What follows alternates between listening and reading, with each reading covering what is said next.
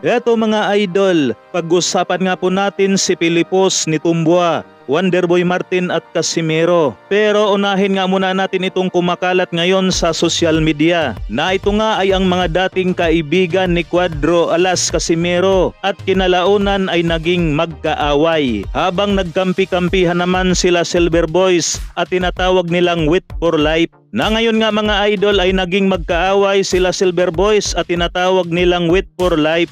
Banat nga po nitong si Silver Boys dahilan daw ng pagbagsak ni Kangkong Kinarma na ang ibig sabihin nga lang po niyan mga idol ay baka makukulong ang isa sa mga matindi manira noon kay Casimero. Samantala sikat na vlogger na si Boy Tato, bumanat nga po ito mga idol at pinagmumura ang isa sa mga vlogger na nagsasabing wag na raw umasa ang mga fans ni Cuadro alas Casimero na makalaban pa raw ito kay Nawiya Inoue. Dito nga mga idol ay talagang binanatan ito ni Boy Tato. In my personal opinion naman, kahit siguro sa dulo ng panaginip, wala naman tayong karapatan na magsasabi na hindi maglalaban si Casimero at Nawiya Inoue. Dahil unang-una na nga po dyan mga idol, ay hindi naman tayo kasama sa negosyo ng mga promoter ni Casimero at promoter ni Nawiya Inoue. Sa kabilang dako naman mga idol, nakalaban ni Cuadro alas Casimero sa Okada Hotel Manila